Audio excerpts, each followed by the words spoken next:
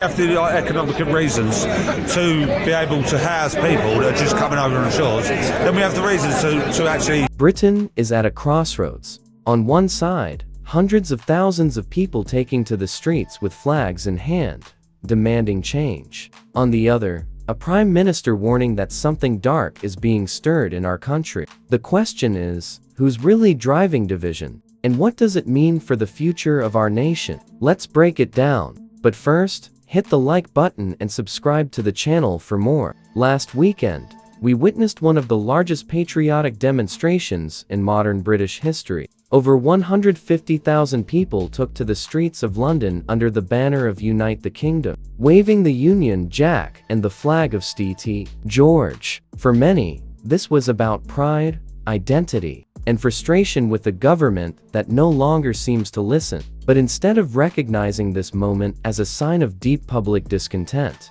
Prime Minister Keir Starmer has chosen to launch a blistering attack on those at the heart of the movement and in particular on Tommy Robinson's. Starmer accused populists like Robinson of exploiting the England flag to stoke fear and division. In his words, these figures are casting a dark shadow of fear and violence across society. Speaking to The Sun, he said, "The flag is a symbol of pride, not hate, and that it is shameful when people use it, as he claims, to whip up anger." But here's the contradiction. Starmer himself admitted he understands the anger that brought people onto the streets. He even acknowledged that ordinary Britons feel like the country they love doesn't work for them anymore. So, on one hand, he concedes, the public have a point. It's just upped the ante massively, because what you then have...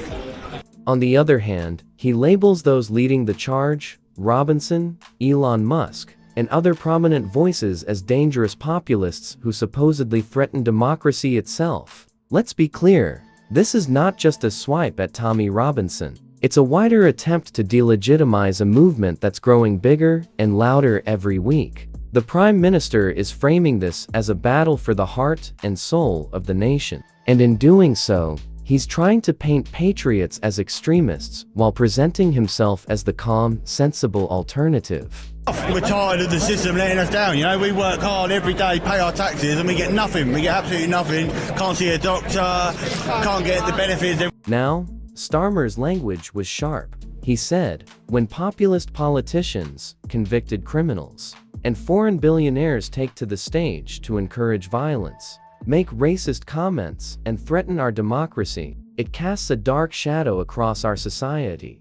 That was a direct shot not only at Robinson, but also at Elon Musk, who addressed the demonstration by video link. Musk warned that violence is coming whether you like it or not. You either fight back, or you die. Strong words, no doubt, but ones that reflect the desperation many feel about Britain's future. Starmer's comments also ignore the reality on the ground. GB News reporters spoke directly to people at the march. They weren't extremists. They weren't calling for violence. They were everyday Britain, some of them immigrants themselves, saying they're fed up with the state of the country. One man said, "I'm fed up with the lack of freedom of speech. I'm fed up with the flooding of our waters by foreigners arriving on boats." Another, who had integrated into British society, said he came out because he respected this country's culture and wanted to see unity, not division. This what Tommy Robinson had to say back. He better be worried.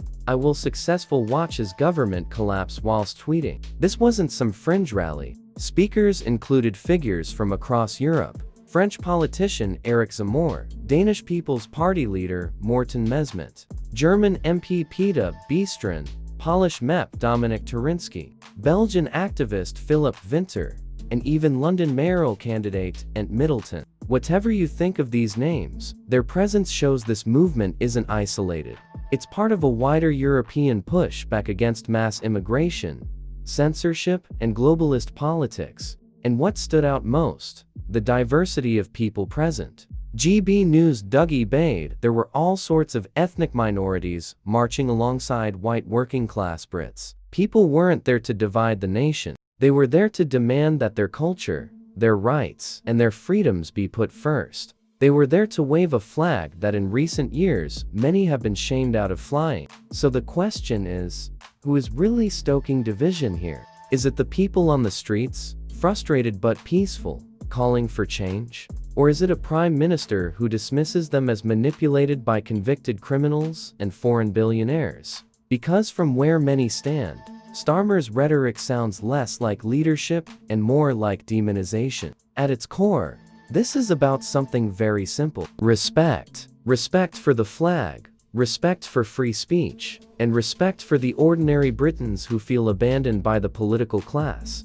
Starmer can attack Tommy Robinson all he likes. He can throw Elon Musk's name into the mix to make it sound more dangerous. But the fact remains, over 150,000 people marched in London because they feel unheard. And unless the government listens, that number will only grow. This isn't going away. In other news, Nigel Farage has unveiled a new migration plan today, promising drastic cuts to welfare spending as part of his efforts to tackle the UK's immigration system. Speaking at a Reform UK press conference, the leader of the party criticized successive governments for failing to deal with illegal immigration. Speaking at the conference, Mr. Farage said, "I've been told for 20 years to shut up and go away, because it's good for the economy.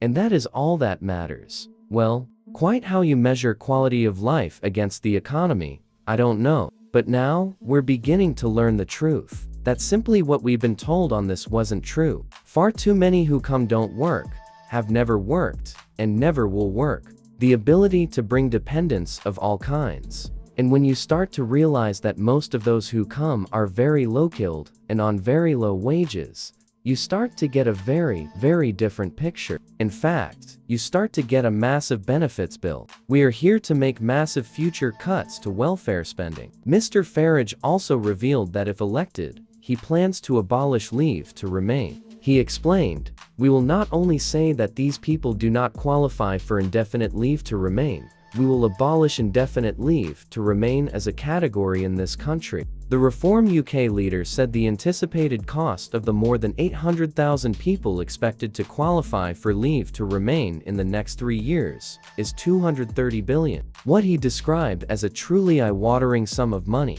Nigel Farage was joined by Zia Yesuf, Reform's head of Doge, who added, "We have to make these changes. It's the only way to prevent Britain, frankly, going bankrupt many times over as a result of these issues." The pair discussed the Boris wave of migration at length, which refers to the sharp increase in migration to the UK after January 2021 when the post-Brexit visa rules implemented under Boris Johnson came into force. Mr. Farage said, "We are not the world's food bank.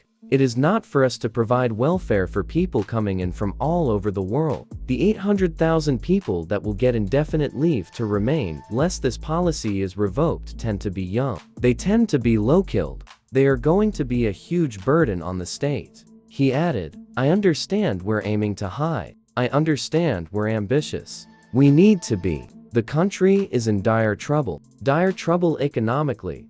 Dire trouble socially." What are your thoughts on what we discussed in today's video? Let me know down in the comments section below. If you've not yet already, make sure you do drop a like on this video and subscribe to the channel for more British content. Thank you. Take care. Goodbye.